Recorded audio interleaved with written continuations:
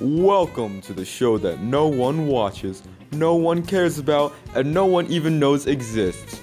It's the 7:30 a.m. show. On the show today, I welcome my good friend, Huck Finn. I'm your host, Joe Riley.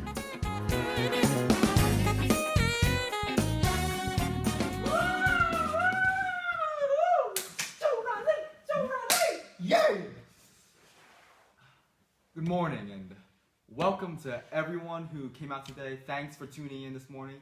We have a great show today. And to start off, we have a very special guest, star of the new movie, Up the Moral Ladder. We have Huckleberry Finn.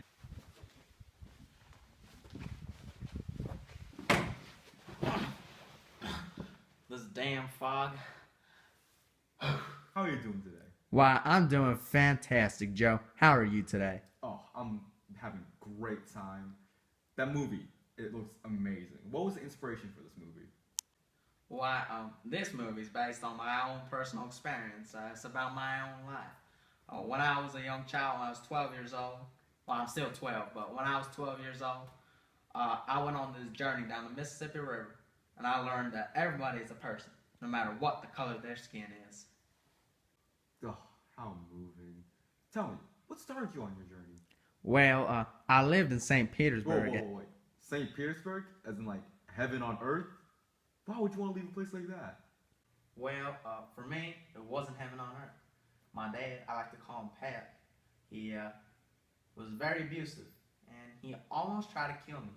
It was that day when he almost tried to kill me that I decided I had to run away. St. Petersburg was not heaven on earth for me anymore. I ran away to this nearby island. It was called Jackson Island, and it was there that got me started on this beautiful quest that I'm able to make into this fantastic movie. What did you find on this Jackson Island? I found a slave named Jim. Jim worked for Mrs. Watson, and he ran away too. Miss Watson was a nice lady back in St. Petersburg who was taking care of me, but Jim was about to be sold, and he ran away to protect his family. When I saw Jim, I realized that I needed someone to mess around with, so I decided to take Jim along with me on my journey because Jackson Island was about to get flooded. What do you mean you needed someone to mess around with? After all, I thought Jim was the one who made you realize your faults. Well, I wanted something to bring along for fun, a plaything, and that was Jim. I mean, as a child, I was going to get bored on this journey down Mississippi. Jackson Island was about to get flooded. Jim was there. I've been messing with Jim all my life, so I brought him along. I regret bringing him along for this reason, but I'm so glad that I brought him along because Jim made me realize how insensitive a person I was. And it's thanks to Jim that this movie was able to be created. So now you're on a journey. What exactly happened and how did things change as time passed? While Jim and I were going down the Mississippi, we stumbled upon this king and duke. Well, long story short, they sold Jim away after taking us on all these wild adventures that we didn't need in our lives.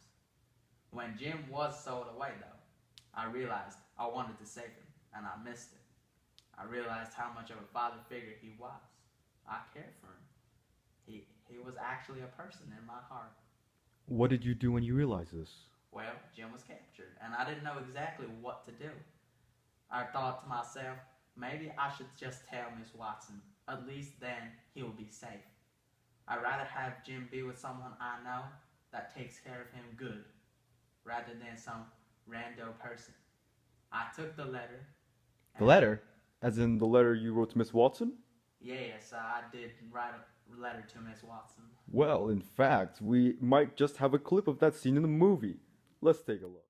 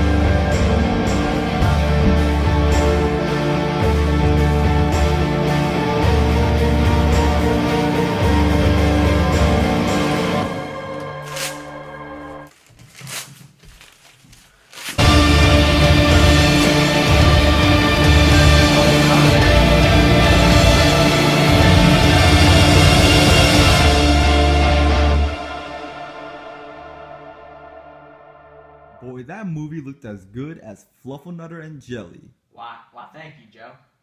Of course, but tell me, why did you rip up the letter?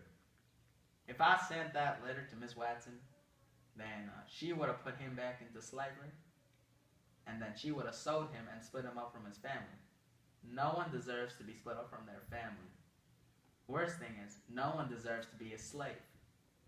I didn't want Jim to go back and just live this slave life again.